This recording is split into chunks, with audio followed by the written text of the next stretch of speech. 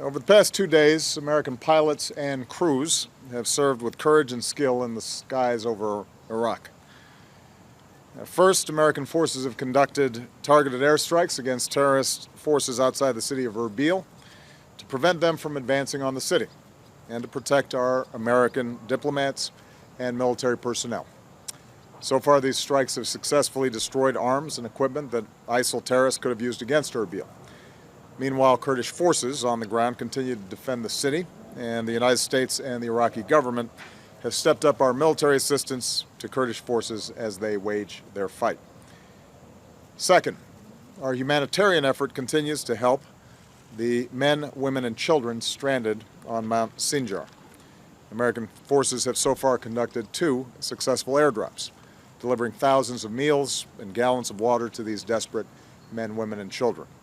And American aircraft are positioned to strike ISIL terrorists around the mountain to help forces in Iraq break the siege and rescue those who are trapped there.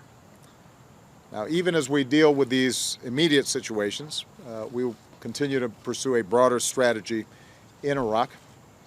We will protect our American citizens in Iraq, whether they're diplomats, civilians, or military.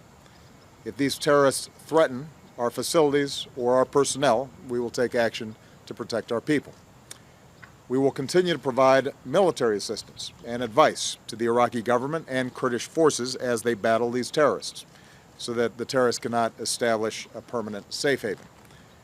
We will continue to work with the international community to deal with the growing humanitarian crisis in Iraq.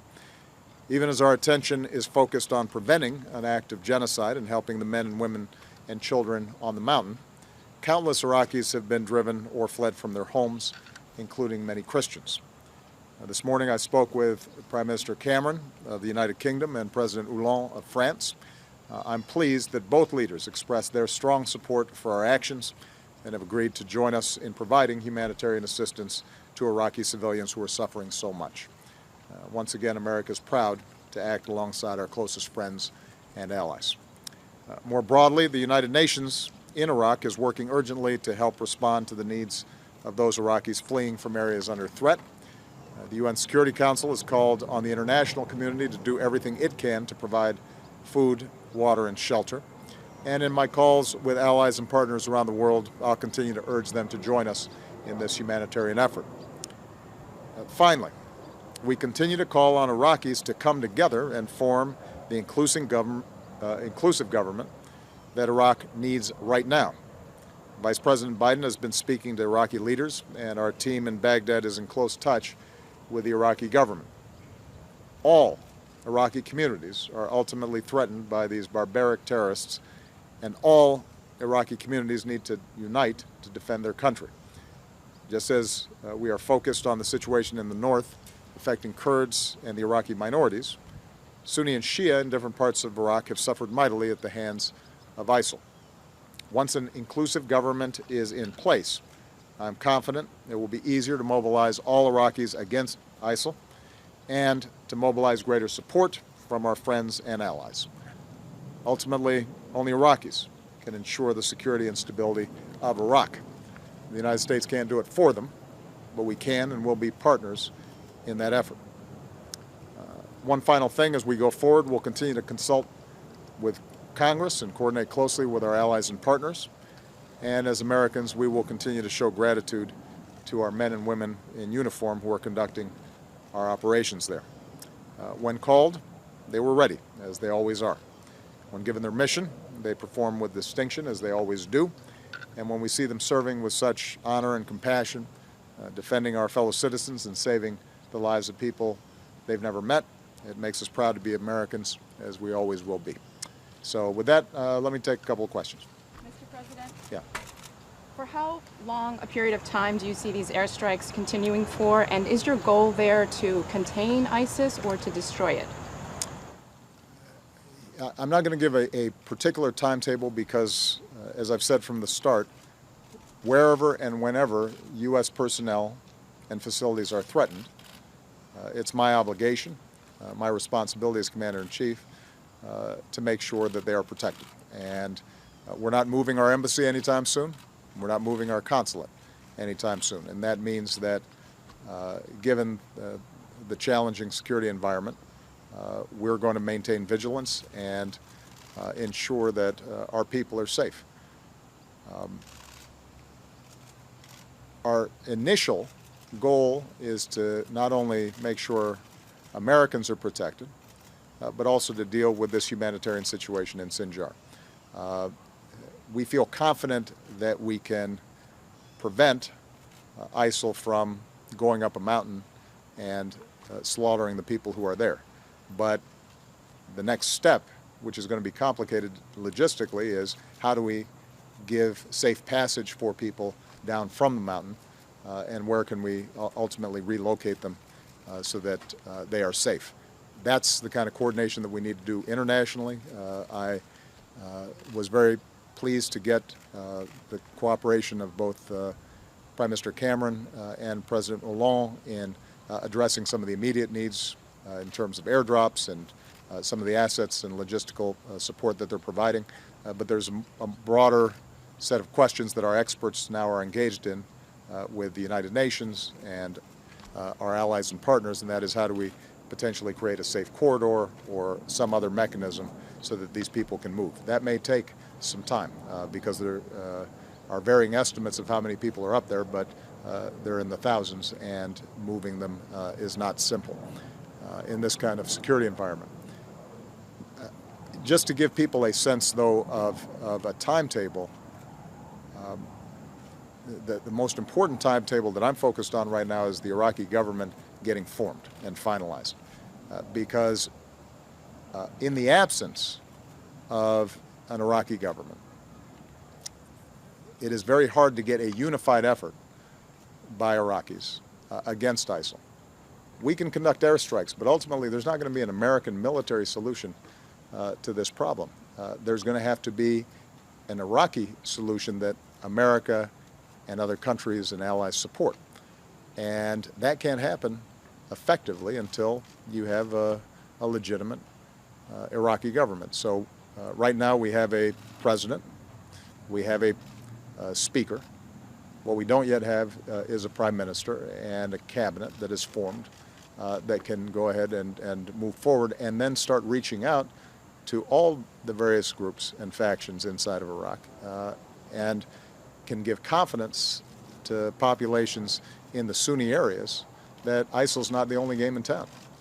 It also then allows us to take those Iraqi security forces that are able and functional, and they understand who they're reporting to and what they're fighting for, and what the chain of command is.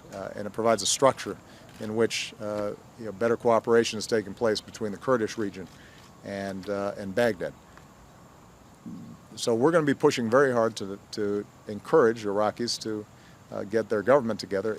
Until we do that, it is going to be hard to get the unity of effort that allows us to not just play defense, but also engage in some offense. Mr. President, the United States has fought long wars in Afghanistan and Iraq with uncertain outcomes.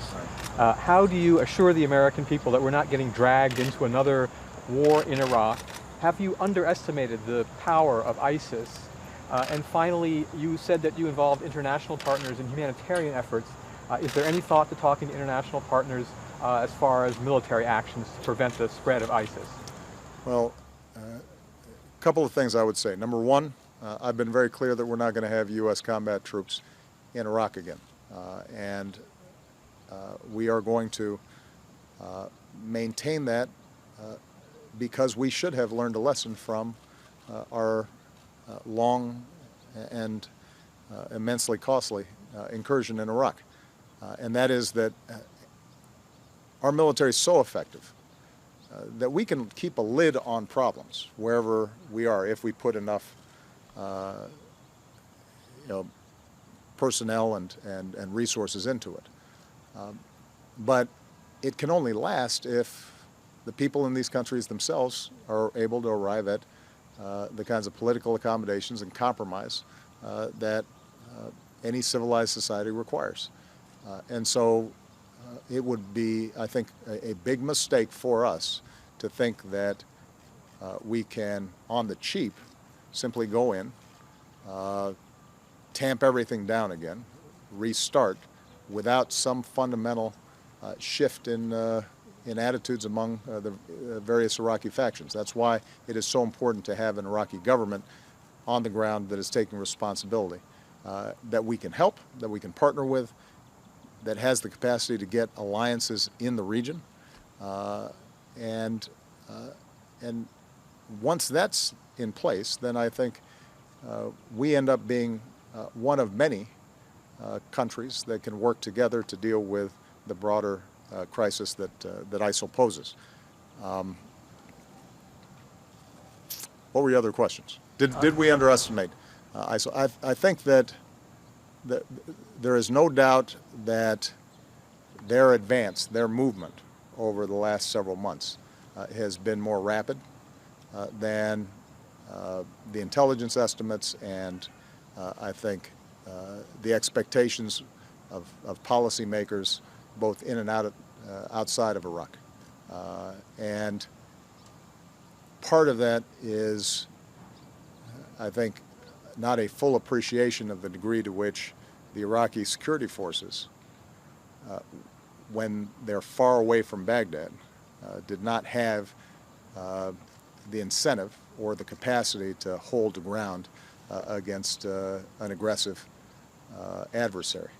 And so that's one more reason why Iraqi government formation is so important, because there has to be a rebuilding and an understanding of who it is that the Iraqi security forces are reporting to, what they are fighting for, and there has to be some investment by Sunnis in pushing back against ISIL. I think we're already seeing, and we will see even further, the degree to which those territories under ISIL control alienate populations because of the barbarity and brutality with which they operate. But in order to ensure that Sunni populations reject outright these kinds of incursions, they've got to feel like they're invested in a broader national government, and right now they don't feel that. So the upshot is that what we've seen over the last several months indicates the weaknesses in an Iraqi government, but what we've also seen, I think, is a wake-up call for a lot of Iraqis inside of Baghdad, recognizing that we're going to have to rethink how we do business if we're going to hold our country together. And hopefully that change in attitude, supplemented by improved security efforts in which we can assist and help, that can make a difference. Yeah. You just expressed confidence that the Iraqi government can eventually prevent a safe haven. But you've also just described the complications with the Iraqi government and the sophistication of ISIL. So is it possible that what you've described and your ambitions there could take years, not months? I don't think we're going to solve this problem in weeks, if that's what you mean. I think this is going to take some time. The Iraqi security forces, in order to mount an offensive and be able to operate effectively with the support of populations in Sunni areas, are going to have to revamp, get resupplied, have a clear strategy. That's all going to be dependent on a government that the Iraqi people and the Iraqi military have confidence in. We can help in all those efforts. I think part of what we're able to do right now is to preserve a space for them to do the hard work that's necessary. If they do that, the one thing that I also think has changed is that many of the Sunni countries in the region who have been generally suspicious or wary of the Iraqi government are more likely to join in the fight against ISIS, and that can be extremely helpful. But this is going to be a long-term project. Part of what we've seen is that a minority Sunni population in Iraq, as well as a majority Sunni population in Syria, has felt dissatisfied and detached and alienated from their respective governments. And that has been a ripe territory for these jihadists and extremists to operate. Rebuilding governance in those areas and legitimacy for stable, moderate governing in those areas is going to take time. Now, there are some immediate concerns that we have to worry about. We have to make sure that ISIL is not engaging in the actions that could cripple a country permanently. There's key infrastructure inside of Iraq that we have to be concerned about. My team has been vigilant even before ISIL went into Mosul about foreign fighters and jihadists gathering in Syria and now in Iraq who might potentially launch attacks outside the region against Western targets and U.S. targets. So there's going to be a counterterrorism element that we are already preparing for and have been working diligently on for a long time now. There's going to be a military element in protecting our people. But the long-term campaign of changing that environment so that the millions of Sunnis who live in these areas feel connected to and well served by a national government, that's a long-term process, and that's something that the United States cannot do. Only the Iraqi people themselves can do. We can help, we can advise, but we can't do it for them. And the U.S. military cannot do it for them. And so this goes back to the earlier question about U.S. military involvement. The nature of this problem is not one that a U.S. military can solve. We can assist, and our military obviously can play an extraordinarily important role in bolstering efforts of a Iraqi partner as they make the right steps to keep their country together. But we can't do it for them. Okay? Last question. Mr. President, spent $800 billion in Iraq. Do you anticipate having to ask Congress for additional funds to support this mission?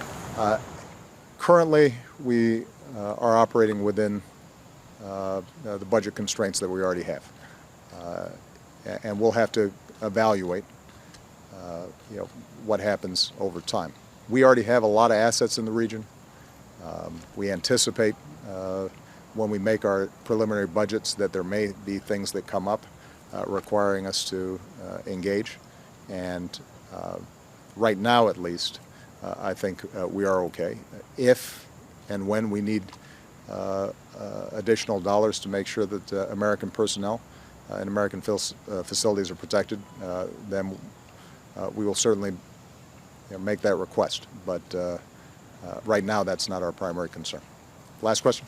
President, do you have any second thoughts about pulling all ground troops out of Iraq, and does it give you pause as the U.S. is doing the same thing in Afghanistan? Yeah, you know what I just find interesting is the degree to which this issue keeps on coming up, as if this was my decision. Under the previous administration, we had turned over the country to a sovereign, democratically elected Iraqi government. In order for us to maintain troops in Iraq, we needed the invitation of the Iraqi government, and we needed assurances that our personnel would be immune from prosecution if, for example, they were protecting themselves and ended up getting in a firefight with Iraqis, that they wouldn't be hauled before an Iraqi judicial system. And the Iraqi government, based on its political considerations, in part because Iraqis were tired of a U.S. occupation, declined to provide us those assurances. And on that basis, we left. We had offered to leave additional troops. So when you hear people say, do you regret, Mr. President, not leaving more troops? That presupposes that I would have overridden this sovereign government that we had turned the keys back over to and said, you know what, you're democratic, you're sovereign, except if I decide that it's good for you to keep 10,000 or 15,000 or 25,000 Marines in your country, you don't have a choice, which would have kind of run contrary to the entire argument we were making about turning over the country back to Iraqis. An argument not just made by me, but made by the previous administration. So let's just be clear. The reason that we did not have a follow-on force in Iraq was because the Iraqis were, a majority of Iraqis did not want U.S. troops there. And politically, they could not pass the kind of laws that would be required to protect our troops in Iraq. Having said all that, if in fact the Iraqi government behaved the way it did over the last 5-6 years, where it failed to pass legislation that would reincorporate Sunnis and give them a sense of ownership, if it had targeted certain Sunni leaders and jailed them, if it had alienated some of the Sunni tribes that we had brought back in during the so-called awakening that helped us turn the tide in 2006. If they had done all those things and we had had troops there, the country wouldn't be holding together either. The only difference would be we'd have a bunch of troops on the ground that would be vulnerable. And however many troops we had, we would have to now be reinforcing. I'd have to be protecting them, and we'd have a much bigger job. And probably we would end up having to go up again in terms of the number of ground troops to make sure that those forces were not vulnerable. So that entire analysis is bogus and is wrong, but gets frequently peddled around here by folks who oftentimes are trying to defend previous policies that they themselves made. Going forward with respect to Afghanistan, we are leaving the follow-on force there. I think the lesson for Afghanistan is not the fact that we've got a follow-on force that will be capable of training and supporting Afghan security efforts. I think the real lesson in Afghanistan is that if factions in a country, after a long period of civil war, do not find a way to come up with a political accommodation, if they take maximalist positions and their attitude is, I want 100% of what I want and the other side gets nothing, then the center doesn't hold. And the good news is that in part thanks to the excellent work of John Kerry and others, we now are seeing the two candidates in the recent presidential election start coming together and agreeing not only to move forward on the audit, to be able to finally certify a winner in the election, but also the kinds of political accommodations that are going to be required to keep democracy moving.